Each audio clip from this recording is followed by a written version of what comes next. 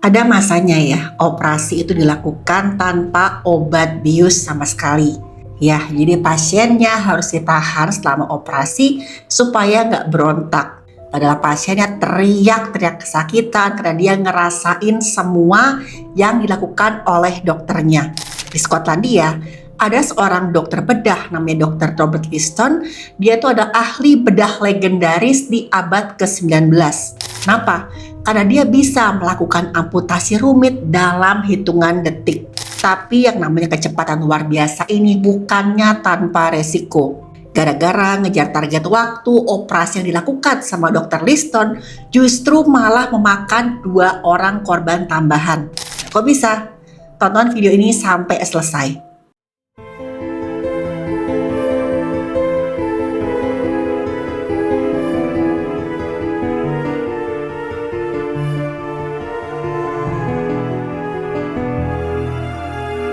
Halo, saya Dr. Stefani. Saya seorang dokter spesialis forensik dan medico legal, dan saya belajar dari yang mati.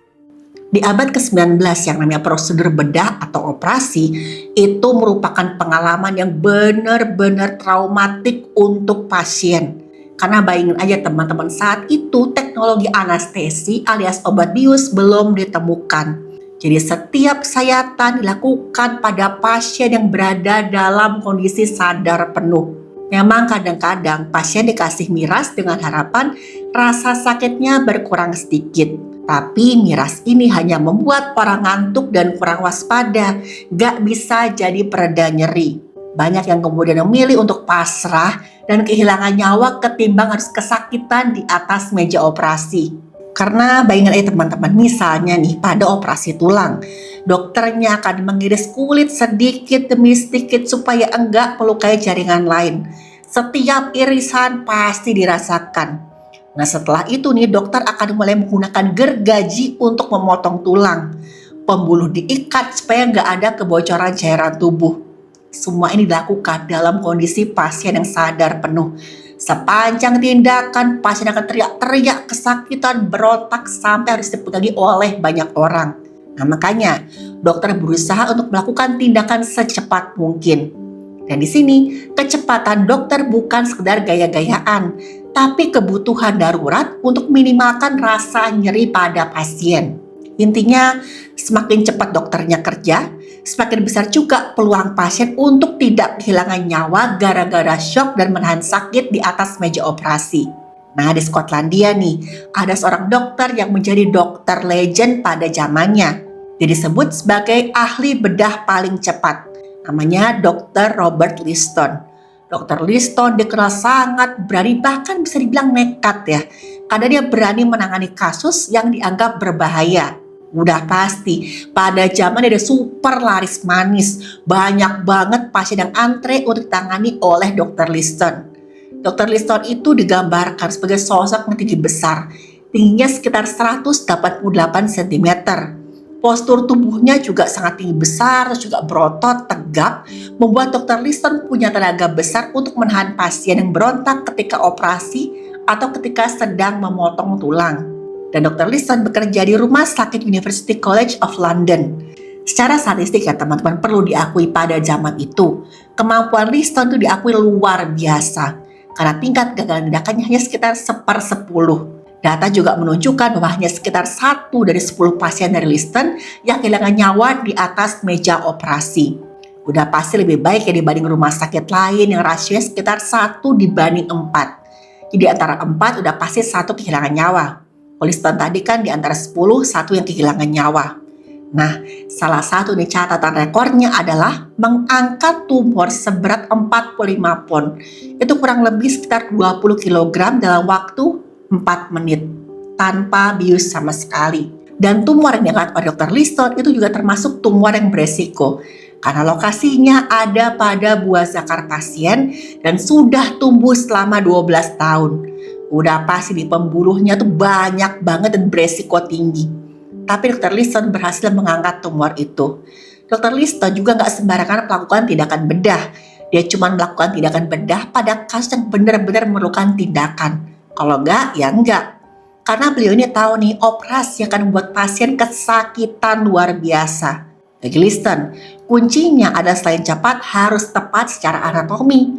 Jangan sampai salah iris apalagi salah ambil organ. Dan Dr. Liston juga merancang alat yang masih terkenal sampai sekarang. Rekor tercepatnya itu bayangin aja, beliau bisa menjahit luka dan mengangkat tubuh pasien hanya dalam waktu 28 detik. Keberanian Liston ini ada pro dan kontra ya teman-teman. Di satu sisi, beliau bisa menangani pasien dengan sangat cepat. Dan rasanya yang dirasakan pasien jauh lebih sebentar dibandingkan dokter lain. Pada zaman yang sama, ahli bedah lain seringkali lebih lambat daripada Liston. Yang mengakibatkan pasien sampai sering banget kabur di ruang operasi saking gak tahannya menahan sakit. Ya, kalau gak kuat dipegangin, pasiennya kabur. Karena bayangin aja nih, tanpa anestesi atau bius, pasien akan sangat stres dan kesakitan. Dan punya kemungkinan besar untuk kehilangan nyawa. Tapi di sisi lain, gara-gara Dr. Liston yang terlalu berani, banyak rekan sejawat yang jadi kelihatan agak-agak kurang kompeten. Ya sedikit banyak ada juga lah yang merasa tersaingi sama Dr. Liston. Mereka jadi menolak bekerja sama dengan beliau ini. Meskipun ugal-ugalan, Dr. Liston dipercaya sebagai satu-satunya harapan buat kasus-kasus bedah yang tidak semua ahli bedah berani untuk menangani. Tapi pernah juga teman-teman Dr. Liston melakukan tindakan bedah yang memakan 2 orang korban tambahan. Wah, kok bisa? Oke, teman-teman, saya akan jelaskan sedikit tentang infeksi pasca operasi. Infeksi pasca operasi adalah infeksi yang muncul setelah tindakan bedah. Penyebabnya bakteri masuk ke dalam luka operasi, jaringan tubuh, atau organ yang dioperasi. Infeksi ini biasa terjadi ketika kuman dari kulit atau dari alat medis, lingkungan operasi yang gak steril, atau tangan tenaga kesehatan masuk ke luka yang masih terbuka. Gejalanya antara lain nih, nyeri yang semakin bertambah di bagian operasi, kemerahan di sekitar luka, pembengkakan, keluar nanah, demam, juga luka yang gak kunjung sembuh. Nah, mungkin teman-teman ingat ya, misalkan luka operasi itu bagus misalkan kering. Misalkan lukanya terus-menerus basah berarti ada kemungkinan itu ada infeksi pasca operasi. Nah, pada kondisi yang lebih berat, infeksi bisa menyebar ke aliran pembuluh, menyebabkan komplikasi yang jauh lebih parah, yaitu sepsis. Sepsis ini adalah infeksi berat yang bisa mengancam nyawa. Resiko infeksi pasca operasi bisa dikurangi. Caranya dengan menjaga sterilitas dari alat-alat operasi, menjaga kebersihan tangan tenaga medis, perawatan luka yang baik, juga pemberian antibiotik bila memang diperlukan. Tapi ingat, pada abad ke-19 rumah sakit itu belum sebersih sekarang. Karena pengetahuan medis masih terbatas dan para ahli medis belum paham hubungan antara kebersihan dan infeksi pasca operasi. Nah, bayangin nih, rumah sakit itu pada abad ke-19 adalah gedung yang kotor.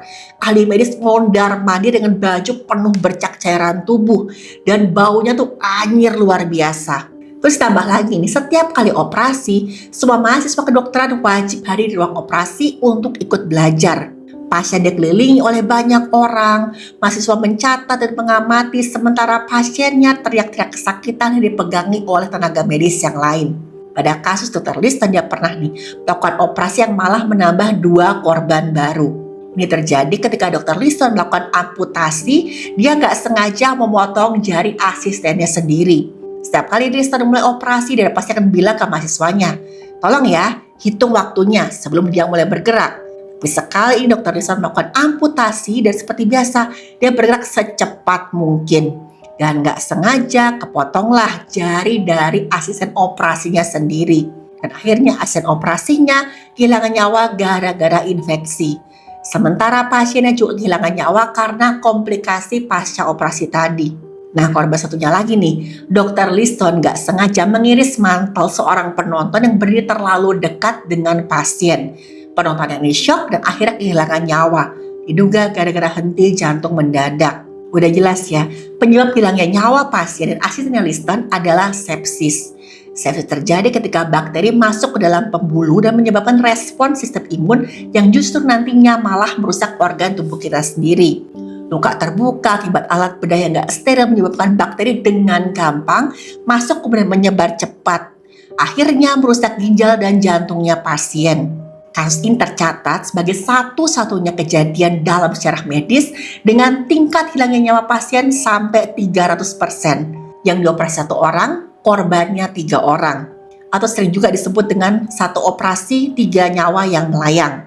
Ketidaksengajaan Dr. Liston juga seringkali mencederai area sensitif lainnya. Pernah nih pada operasi lain, dia nggak sengaja mengangkat testis pasien ketika melakukan amputasi kaki. Ya kalau sekarang ya bisa dikategorikan sebagai kelalaian medis atau malpraktek medis. Tapi ingat, ini di abad ke-19, baik dokter ataupun pasien nggak punya banyak pilihan karena teknologi masih sangat terbatas. Dr. Liston tetap dianggap sebagai ahli bedah legendaris pada zamannya. Banyak banget yang kemudian terinspirasi untuk memajukan ilmu kedokteran. Nah, tahun 1842 akhirnya operasi dilakukan dengan menggunakan gas ether. Gas ether ini adalah zat kimia yang ketika dihirup akan menekan fungsi otak kita. Gas ether akan menghambat aktivitas kimia otak menyebabkan penurunan kesadaran. Di tahun 1846, Dr. Liston mencatatkan sejarah sebagai orang pertama di Eropa yang berani menggunakan ether selama operasi. Jadi ada seorang pasien yang harus menjalani operasi amputasi kaki gara-gara ada infeksi tulang yang lumayan parah. Saat itu si pasien diminta untuk menghirup zat ether dan kemudian si pasien tertidur. Dr. Liston dengan keahliannya bisa melakukan amputasi dalam waktu 28 detik. Dan selama itu pasien sama sekali nggak bergerak. Tidur selama operasi. Lucunya gini teman-teman, ketika pasien bangun, pasiennya bertanya sama Dr. Liston, "Loh dok, operasinya kapan dimulai?" Padahal kakinya sudah selesai diamputasi. Keberhasilan Dr. Liston menjadi tonggak awal alias milestone dari berkembangnya ilmu anestesi di seluruh dunia. Dengan adanya anestesi, resiko shock neurogenik pada pasien akibat ketakutan dan menahan sakit bisa ditekan secara sangat-sangat signifikan. Ya tapi ada juga sisi buruknya ya, yaitu angka kehilangan nyawa ketika operasi seiring waktu malah meningkat. Kenapa? Karena para dokter mulai mencoba operasi yang lebih berani lagi. Padahal di saat yang bersamaan masalah kebersihan dan infeksi itu belum benar-benar dipahami. Tapi setahun kemudian setelah operasi yang sukses dengan ether tadi, Dr. Liston berpulang di usia 53 tahun karena pecahnya pembuluh besar di tubuhnya. Tapi beliau dikenang sebagai dokter bedah paling legend pada zamannya. Walaupun tadi caranya agak ugal-ugalan sebenarnya. Meskipun dijuluki ugal-ugalan, Dr. Liston sebenarnya punya kontribusi besar dalam standarisasi alat bedah modern. Beliau ini adalah seorang instruktur bedah yang sangat dihormati dan juga penemu alat-alat yang produktif banget. Beberapa ciptaannya nih, seperti Liston splint atau tang pengunci, masih diakui kegunaannya sampai saat ini. Ada juga yang namanya tang bulldog. Beliau kembangkan itu menjadi bagian dari sejarah perkembangan instrumen bedah vaskuler atau pembuluh. Dan Dr. Liston ini mendokumentasikan ilmu bedahnya dalam 2 buku teks utama, yaitu Elemen Bedah dan Bedah Praktis. Karya tulis tersebut bertujuan untuk memberikan panduan diagnosis dan juga prosedur yang lebih terstruktur bagi generasi dokter berikutnya. Nah teman-teman, sekarang ini peluang seorang kehilangan nyawa dalam operasi itu sudah jauh lebih sedikit dibandingkan abad ke-19 tadi. Nah, emang kalau kita lihat sejarah kedokteran itu, kayak itu banyak banget yang mengerikan dan cenderung brutal. Tapi semua itu menunjukkan bagaimana ilmu pengetahuan akan terus berkembang. Teman-teman, sejarah medis Robert Liston itu mengajarkan kok tadi, ilmu apapun itu entah kedokteran atau yang lain akan terus berkembang. Tragedi di masa lalu harus menjadi kompas bagi tenaga medis masa kini untuk selalu mengutamakan perlindungan pasien.